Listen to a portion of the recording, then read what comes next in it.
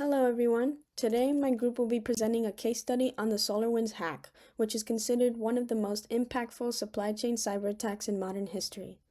Our team will walk through how the attack happened, why it was so dangerous, the failures that allowed it, and what lessons companies should take away from it. This case really shows how cyber warfare has evolved and how deeply it can affect governments, companies, and even national security. To start off, I want to highlight how warfare has changed over time. For most of history, conflicts were fought physically, using swords, guns, tanks, and so on. As globalization increased, warfare shifted into the economic space where countries tried to weaken each other through sanctions or trade restrictions. But today, we're seeing another evolution: cyber warfare. The internet connects the entire world, which means attackers can cause major disruptions without physically stepping foot in another country. Cyber warfare targets information systems directly: networks, servers, data centers, and it has the potential to harm economies or governments from thousands of miles away. Within cyber warfare, our focus is cyber espionage. Unlike damaging attacks, cyber espionage is about secretly gathering intelligence, and the SolarWinds incident is a perfect example of how destructive and wide-reaching this type of attack can be. Cyber espionage is when attackers quietly infiltrate a system to steal valuable information. Their goal isn't to break things or shut systems down, it's to blend in and remain undetected.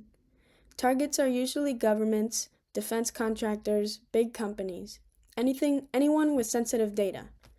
What makes cyber espionage so dangerous is that stolen information can be used for future operations, military advantage, long-term intelligence gathering, or even manipulating markets. With the SolarWinds attack, attackers stayed hidden for over a year, showing just how effective espionage can be when no one realizes it's happening. The SolarWinds attack happened in 2020 and targeted a company based in Texas that makes IT management software. SolarWinds is trusted by thousands of major organizations. Instead of attacking each organization individually, attackers compromised the SolarWinds software update and pushed the malicious code out through legitimate channels. This meant customers installed the malware themselves, unknowingly giving the hackers direct access. This attack is considered one of the largest and most strategic cyber espionage operations ever discovered. So what is a supply chain attack? A supply chain attack is when hackers infiltrate a third-party vendor instead of attacking a company directly. It's extremely effective because organizations tend to trust updates from vendors. SolarWinds had more than 33,000 customers, including federal agencies and even private sector companies such as Microsoft. By compromising SolarWinds, the attackers gained entry into thousands of networks at once. This is why supply chain security is becoming such a critical issue to cybersecurity.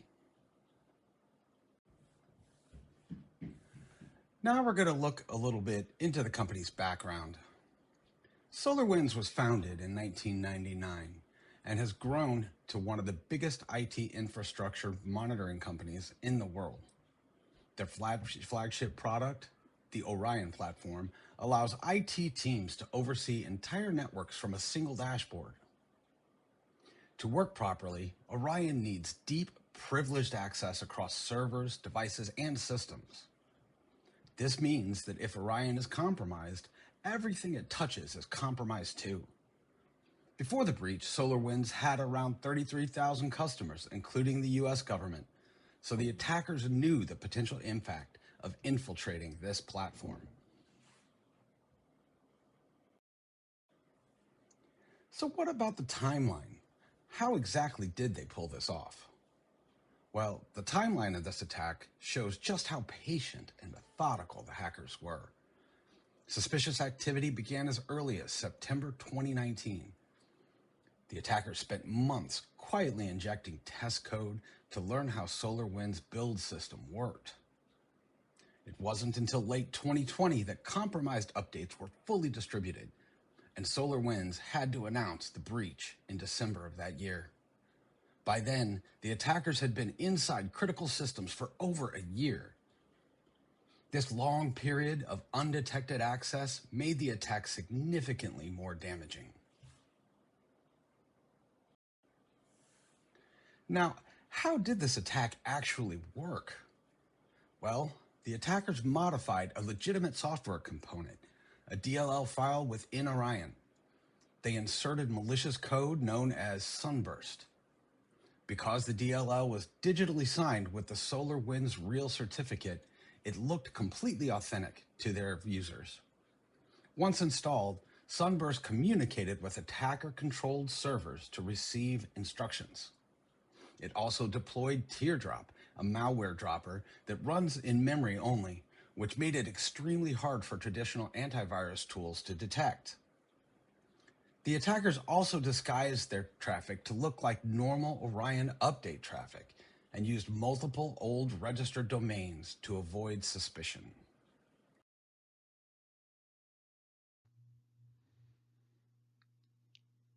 The discovery of the SolarWinds attack actually started with FireEye, not even SolarWinds.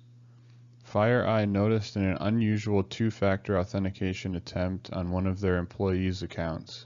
Because this behavior didn't match the employees' normal login patterns, their security team opened an investigation. During that investigation, FireEye uncovered a sophisticated backdoor hidden in SolarWinds Orion updates. Once they realized the scale of this threat, FireEye immediately alerted both the US government and SolarWinds, which officially revealed the supply chain compromise. A major reason the attack succeeded was the number of basic security failures within SolarWinds. First, SolarWinds allowed extremely weak passwords. Even one as bad as SolarWinds 123 had been publicly exposed. Next, their access control and internal monitoring were weak, allowing attackers to move around without being detected. There were also major gaps in their secure development lifecycle, meaning the software build process wasn't being protected properly. Finally, there was too much trust placed in internal systems and vendors, which gave the attackers a perfect opportunity to slip in unnoticed. The data breach that took place in 2020 affected more than 18,000 customers, many of whom were government employees for some of our biggest agencies, such as the U.S. Treasury and Commerce Department, where they access sensitive information, and this caused national widespread concern over our security. From a financial perspective, it was also devastating. Insurance estimated that $90 million was lost during these attacks, and the market share for the SolarWinds company dropped by almost 40%. So where is SolarWinds today?